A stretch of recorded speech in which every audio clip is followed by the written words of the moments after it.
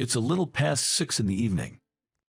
In the tax accounting firm where I work, the 6 employees, including part-time staff, have all left one after another.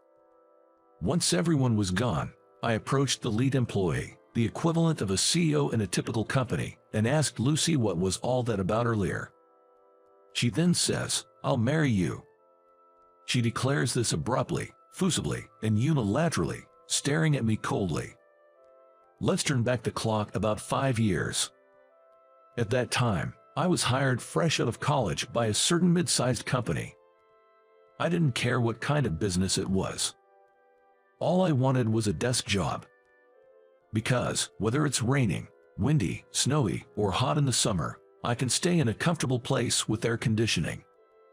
So, I was assigned to the accounting department of that company as I wished.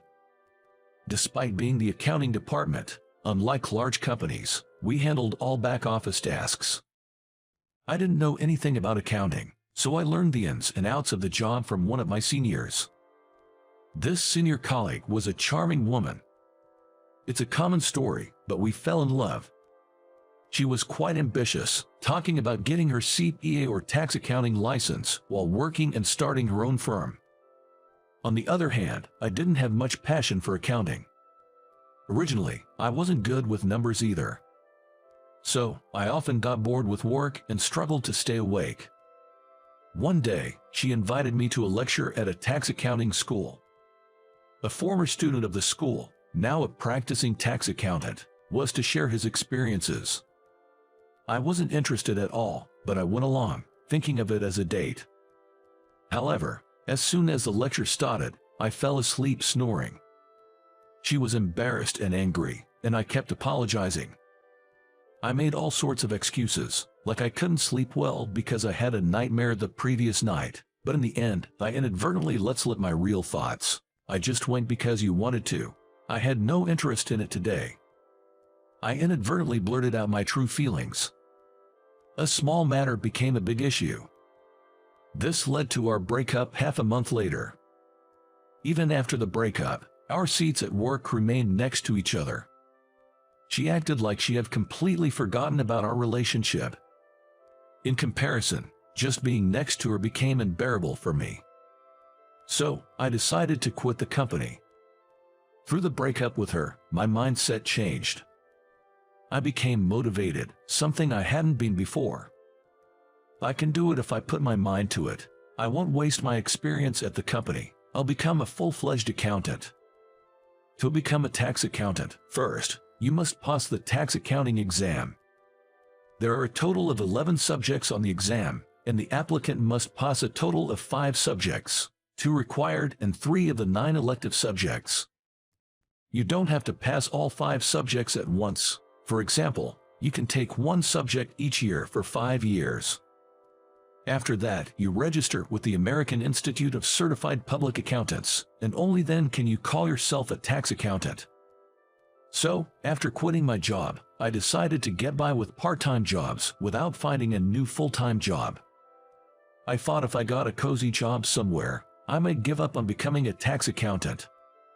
I'm not bragging, but I tend to be indecisive and weak-willed, so I thought I should cut off my means of retreat. For the shortfall in living expenses, I decided to live on my parents. I studied for the exam while working part-time.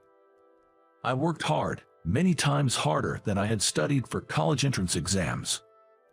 And after 3 years, I passed the required 2 subjects. So, I decided to aim for passing the remaining 3 exams while studying in an environment where I could get hands-on experience with tax accounting. Then I applied for an assistant position with one of the tax firms. Most tax firms are sole proprietorships, but this one had just acquired corporate status. And the representative employee, or what would be called the CEO in a general company, was named Lucy.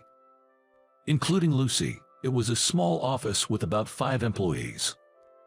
Lucy also conducted my job interview when I applied. I was 26, and she was 29. At first, I was nervous during the interview, clenching my fists on my lap, but seeing the relatively young Lucy relaxed me. When she began to read my resume across the desk, I relaxed and crossed my legs. Then she lifted her eyes from the resume and shot a sharp, stern look at my legs. Realizing that this was inappropriate, I immediately corrected my posture and sat properly on the chair. Man, I struggle with these types of people. She wasn't bad looking.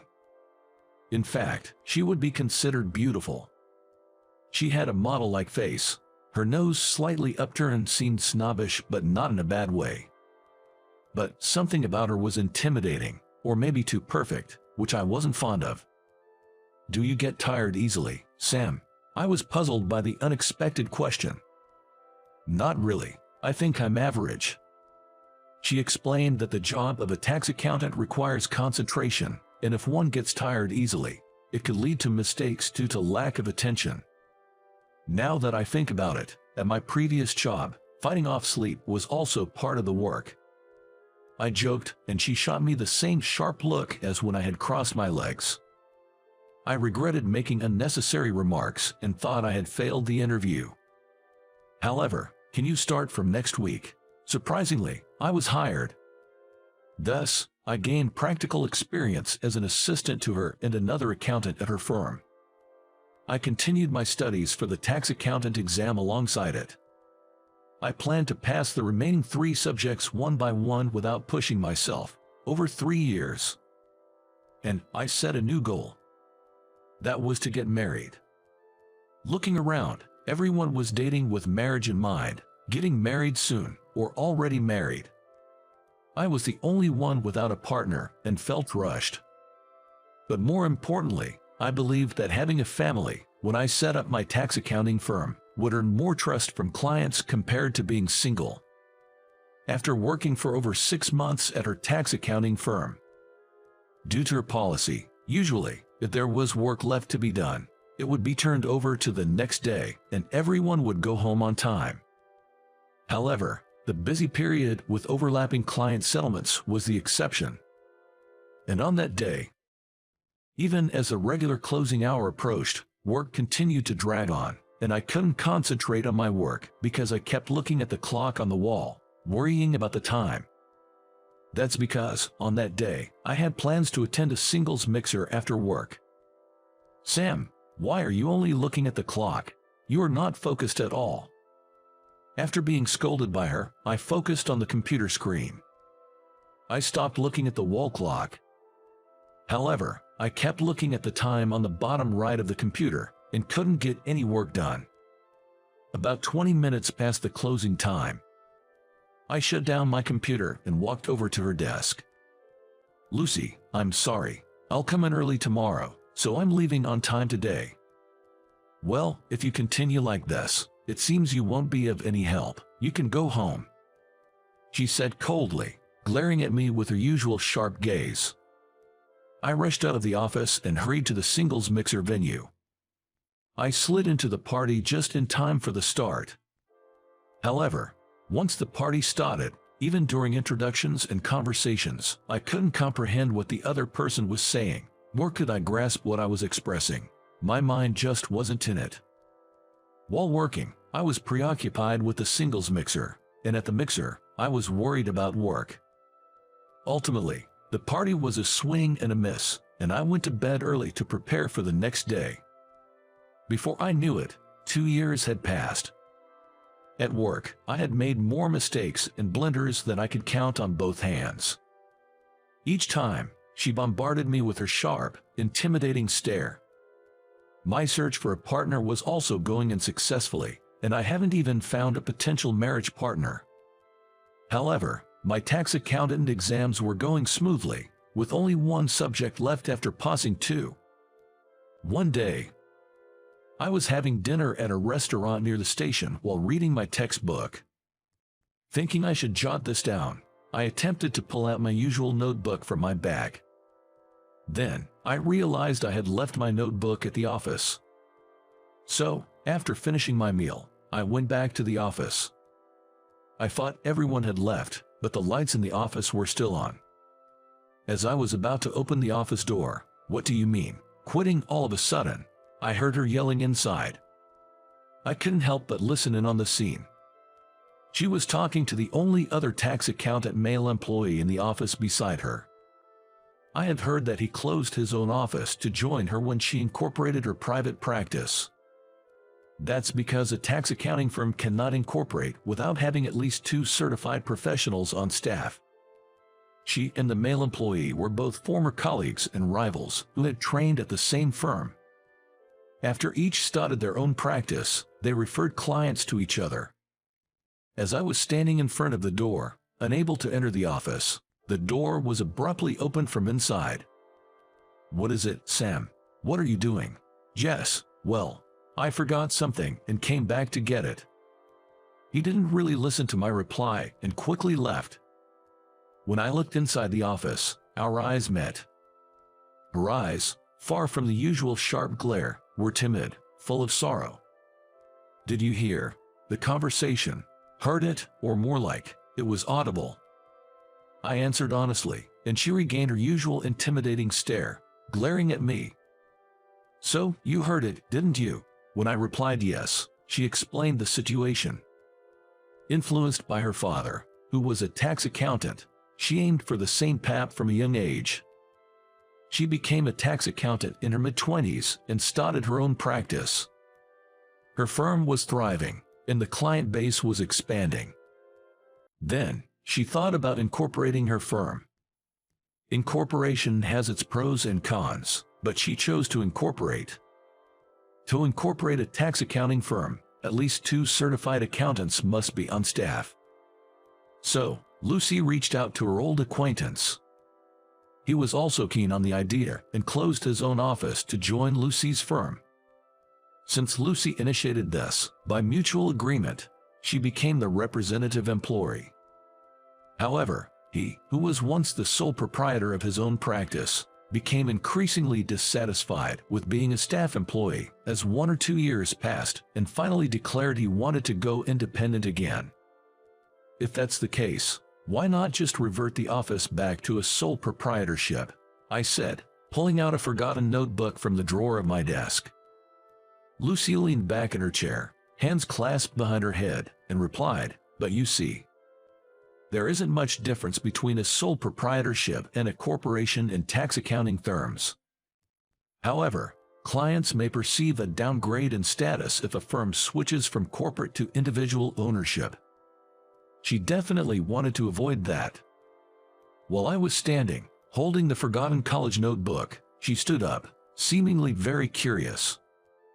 "Did you come back to get that because you forgot it? Is it, by any chance, a study notebook for an exam?" I nodded. "Let me see." I was a bit embarrassed because I had been studying on my own with commercially available texts and materials borrowed from the library, not attending any school or courses. "It's fine. Let me see how you are doing it on your own." "But it's kinda." She quickly snatched the notebook from my hand and nodded in understanding as she looked through it. "You'll definitely make it in the real exam with this." I was somewhat shaken by her kind words, words she had never said before. Was she just being nice because she felt awkward after hearing the conversation she wasn't supposed to hear? Her kindness was only for that moment. From the next day, she treated me with even sharper, harsher eyes, even for my minor mistakes and blunders. I, considering it a patience until I start my own office, paid no attention and devoted myself to work, study for the exam, and searching for a life partner. Another half-year or so had passed. The search for a life partner was utterly unfruitful, but I passed the last subject of the tax accountant exam. I have more than 3 years of practical experience and can register as an accountant if I apply. We never had any end-of-year parties or office drinking parties, partly due to Lucy's policy. However, for some reason, on this day, we finished our work early and had a modest drinking party in the office. Catering and alcoholic beverages were provided. After everyone toasted with beer, Lucy slowly began to speak. "Everyone, thank you for always working hard." Lucy bowed deeply, and everyone responded accordingly. "Please, help yourselves to the food and listen while you eat." With that preamble, she started explaining the reason for hosting this drinking party. First, a certified tax accountant male employee who joined the office during incorporation is planning to leave soon. With his departure, Lucy will be the only accountant left, meaning the firm can't continue as a corporation. But that doesn't mean it will affect your conditions immediately. However, personally, I don't want to lose the corporate status. After saying this, she sent me her usual sharp look. To my surprise, I received an offer from someone unexpected. It's Sam. Then she announced that even after I register as an accountant, I would remain a tax accountant in this firm. Everyone in the room clapped, patted my shoulder joyfully, and shook my hand. I never said a word about staying in this firm. Confused and bewildered, I looked at her. She was smirking, a knowing smile on her face. What was that all about earlier? I haven't heard anything, let alone been consulted by you. I confronted her after everyone had left following the party. So, you don't want to be our company's tax accountant? No, I have my own life plan. Then, I explained it to her. My goal is to become a tax accountant and to open my own office. Before setting up the office, I intend to find a spouse and start a family to appeal more to clients. So, how are things currently? So I've passed the tax accountant exam. Now I just need to find a spouse. Then I'll marry you, she said, glaring at me coldly, abruptly, forcefully, and unilaterally. I blurted out, not knowing if it was a joke or what. I have the right to choose too.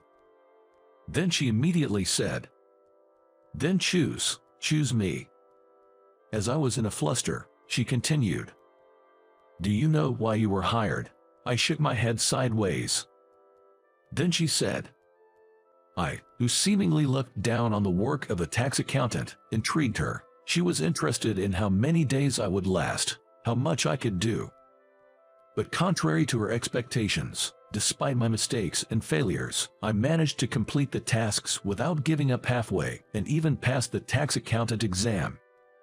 She herself always strived for perfection, but she said she always saw me as a natural and came to think that she could relax her shoulders more. It's been about 5 years. I was asked to speak at a lecture about my experiences leading up to becoming a tax accountant, something not typical of me. I pondered over what to talk about days before, earnestly wrote the manuscript, and just when I thought it was perfect and started the lecture, there was a man in the front row, snoring and dozing off.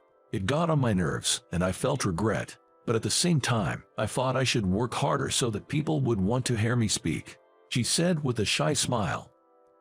It rang a bell. Maybe that dozing man was me. Yes, it was, no doubt about it. She had realized during the interview that the man dozing off at the lecture was me. That's why I asked if you get tired easily. Remember, I was surprised, realizing that only now. Is the director the type to hold grudges? Can't you just say I have a good memory? And about calling me director, enough already. So, even now, as a tax accountant, I'm still working in her office. When I call her by her name at the office, I always get scolded afterward. And yet, she's the one who told me to stop calling her director. She says I can only call her by her first name at home. Because when I call her by her name, she reflexively replies with a sweet nasal darling. She says it affects her reputation as a representative employee if the subordinates see her embarrassing reaction. However, she doesn't realize I deliberately call her by her name during work when she is stressed with tasks or the atmosphere is too tense to change the mood.